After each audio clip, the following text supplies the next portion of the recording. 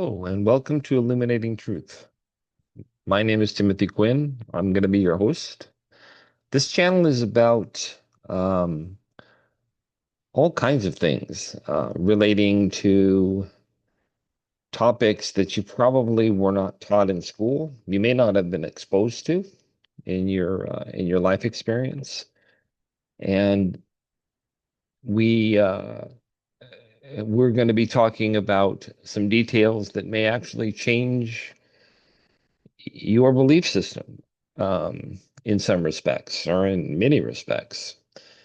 So there's a lot to get to, and it was kind of challenging to figure out what to start with. But we're going to start as close to the beginning as I can conceive of at this point. And that really is going to be relating to who we think we really are, what we've been taught in school, what we've been taught by our families, what we've been taught by our communities, our friends, and our life experiences.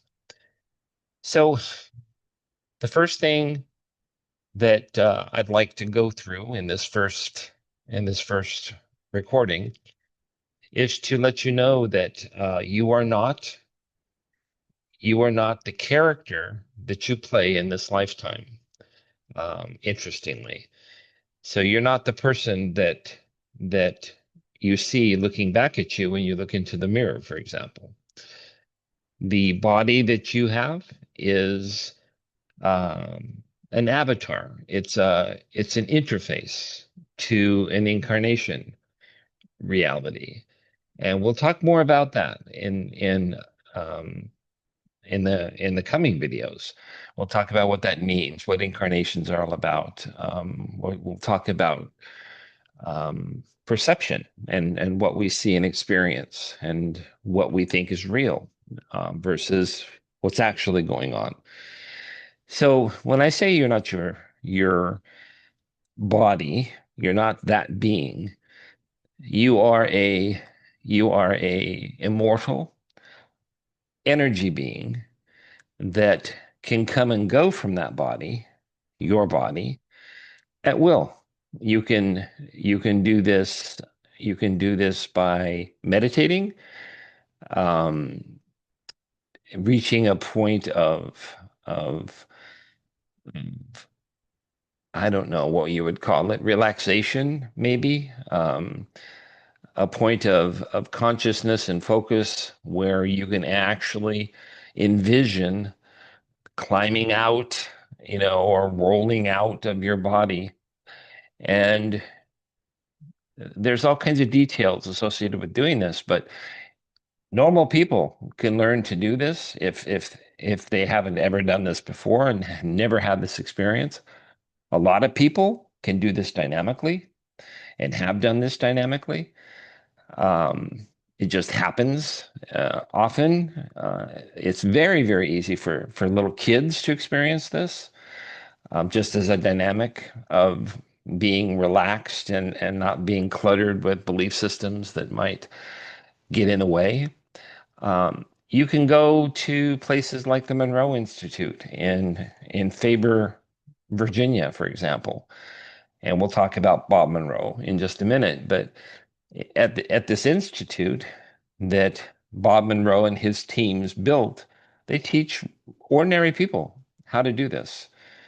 And when I say leave your body, what I mean is the real you, the spirit being, the immortal you, the you that is unlimited, uh, can literally leave your physical body.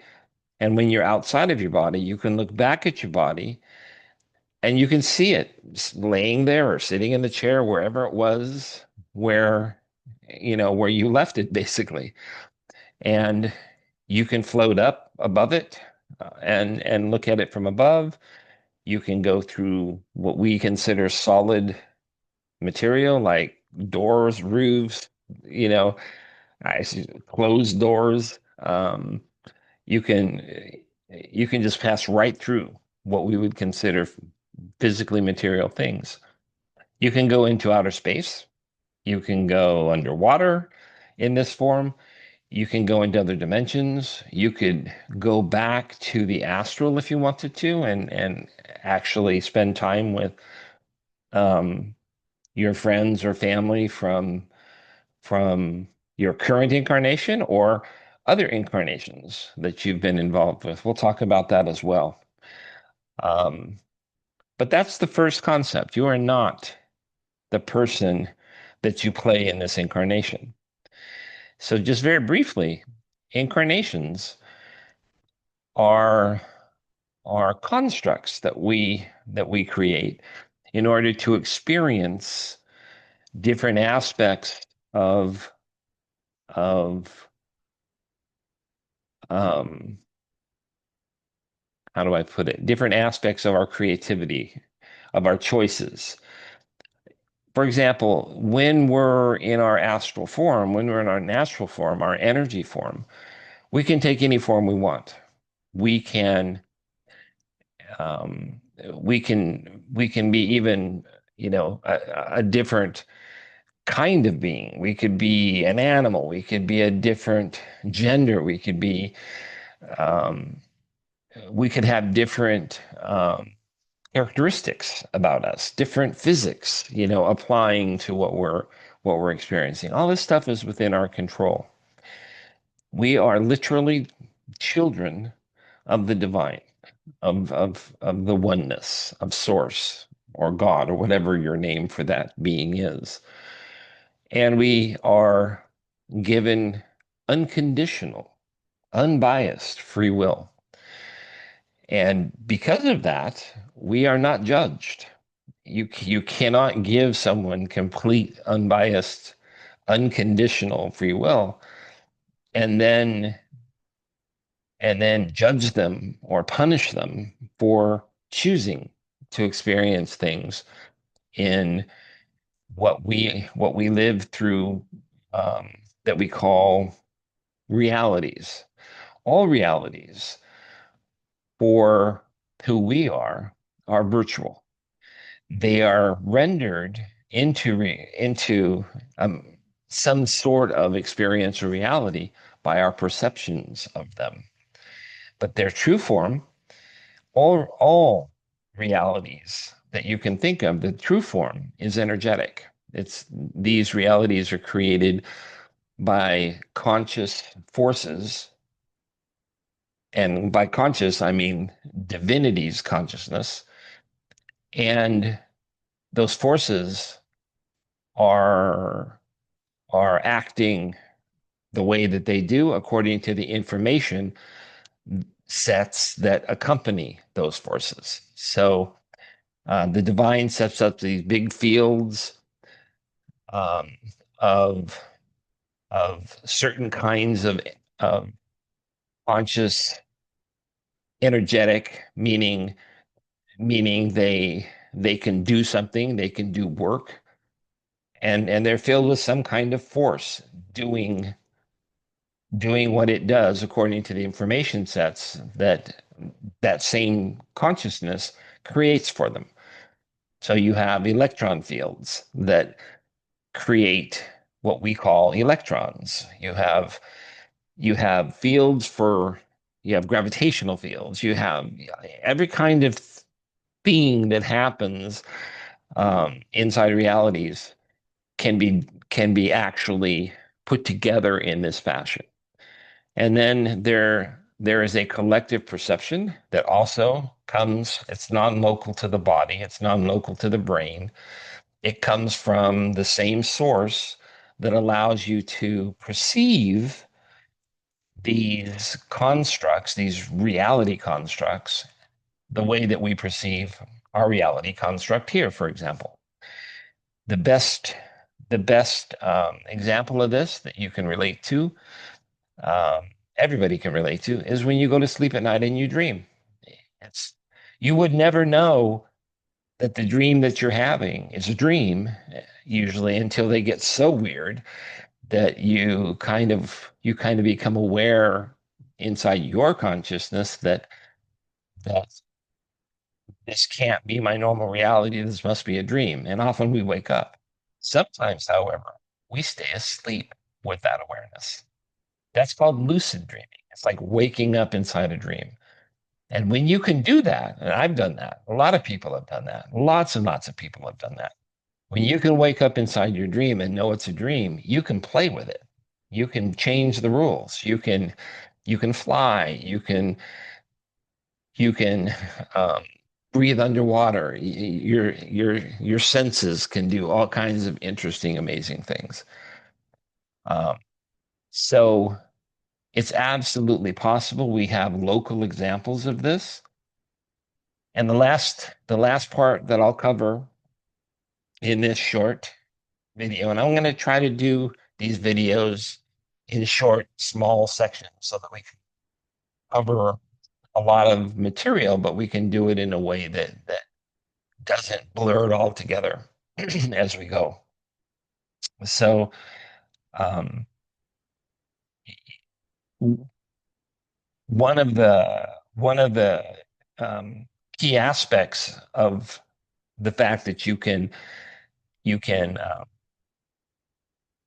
leave your body or have internally local uh, experience is so that you begin to get a clue that there's more than this exterior,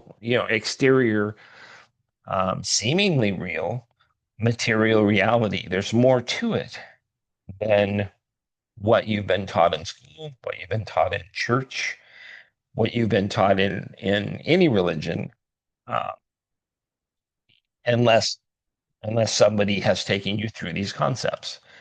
So science has a difficult time measuring these things, uh, but we'll talk about that as well because that's how Bob Monroe got started. He was one of these people that had dynamic out of body experiences, and they happened all his life, and they scared him.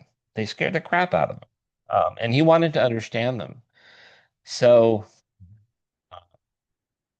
back at that time and where he was, Thomas Campbell was a just starting out in his education to be a world-class quantum physicist, which he is today. And he asked Thomas to build a scientific team and a setting, a big lab, basically, to explore the dynamics of leaving your body and what you could do. You left your body. Where could you go? What can you experience? Your perception when you leave your body and your body's sound asleep or it's not with you present, its eyes are usually closed. It's not having uh, a conscious experience because you are its consciousness. Um, but yet you as a separated energy being, you still have all your senses. In fact, your vision is unlimited. It's 360 degrees, reported by hundreds of thousands of people who have experienced this. You can see farther, you can see telescopically. Um, you can hear, you can see in frequencies that you cannot see in when you're in your body. So the body is a limiting device. It limits your experience because as a creative astral form, your true form, as that immortal being, that little droplet of divinity, you have no limitations. So you create them inside these experiences we call lifetimes or incarnations. And the bodies that we use to interface with the incarnation provide the limitations that we couldn't otherwise experience. So that's who we are. When Bob Monroe pulled Thomas Campbell into it, and Thomas Campbell pulled a bunch of other engineers into it and built some really sophisticated scientific labs and went at their exploration of this insight using the scientific method.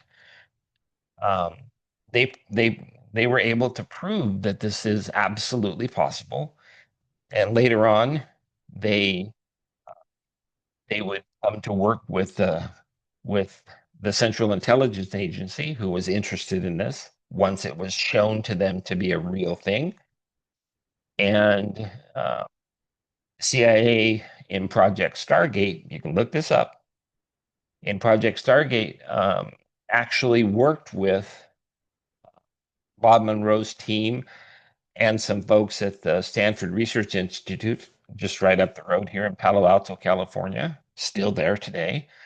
Um, and for about 30 years. And they would teach um, people who were into information gathering how to do this remotely, how to leave their body and go somewhere and get information, bring it back and share it. These folks, they call that activity remote viewing. Um, and they taught a lot of people to do this. They worked, the remote viewers worked with the military, for example, on many occasions to find missing planes that had gone down or a missing submarine that was lost in a particular area. Really, really interesting things came of this, but it was after about 30 years, Congress defunded it and didn't really want to understand it, didn't want to get into the nuances of these truths that we're talking about here. Um, but these are the kinds of things that we're going to be continuing to talk about in all the recordings and discussions that we put together moving forward. So I'm going to leave it at that for this very first recording. I want to welcome you to this channel, and I will look forward to your comments. You can like and subscribe if this is meaningful to you. There's a whole lot of stuff we're going to be talking about that's probably going to open some doors and windows in your belief system. So we'll leave it at that. We'll talk next time.